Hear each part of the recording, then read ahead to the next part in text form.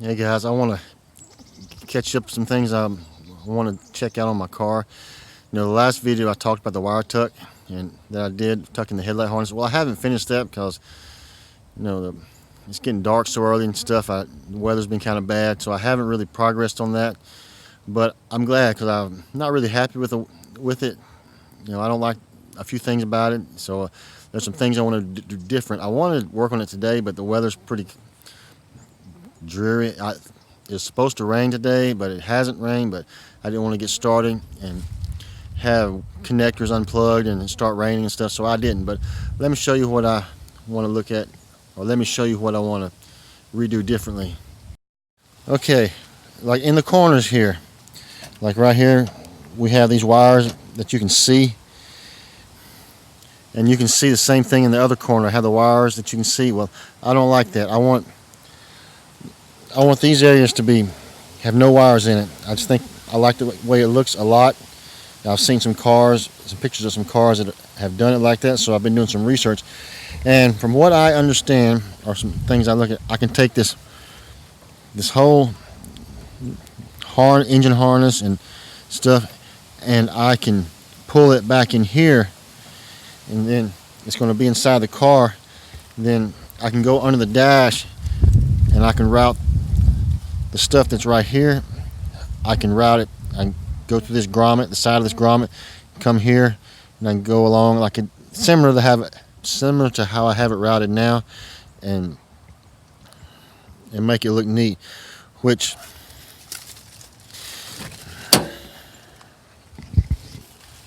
I have too much stuff in here to really see it now, but I'm gonna have to take this part out and maybe this underneath section of the dash to get to that, but I don't think that'll be too big of a deal. The cruise control cars, mine doesn't have cruise, but those that have cruise have the computer for the cruise control is right there in front of that. I'd have to take it out, but I shouldn't have anything in front of that, so we'll see how that goes.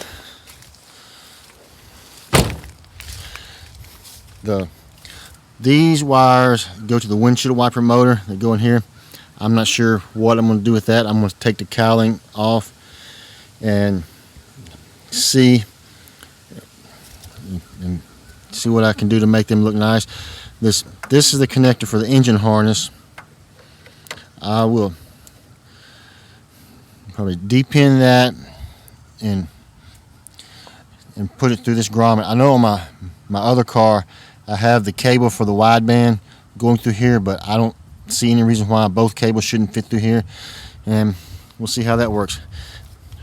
Now on the other side, see, I will pull this back, pull this whole stuff back, which will work out nice because I would like to put the fuse box that normally goes here in the glove box, so I can pull this all in here. And I would like to route this cable through where the door jamb, where the wires go, like I want to do on the other side, but I might have to take the dash out to do that. I'm not sure, but there is a grommet right here that would possibly work, but I'm not sure where that is inside the car, so I'll have to look into that.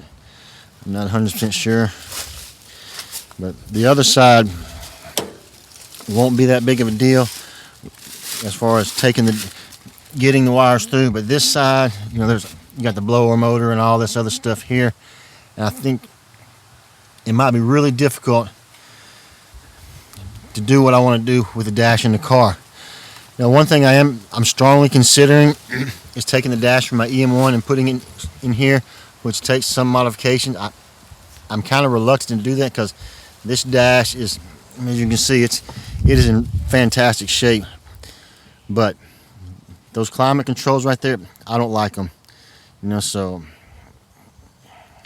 if I swap the dash from my EM1, I will have the better looking climate controls, and I can put a double DIN radio in there, which is more modern looking. But that radio works really well. It has a microphone on the steering column, and it works pretty well for calls and texts and stuff. When I was driving this car before I parked it, it worked really well. So I'll have to see. I'm definitely going to do the driver's side like that, and we'll have to figure out how to do the passenger side. But like I said, my end goal.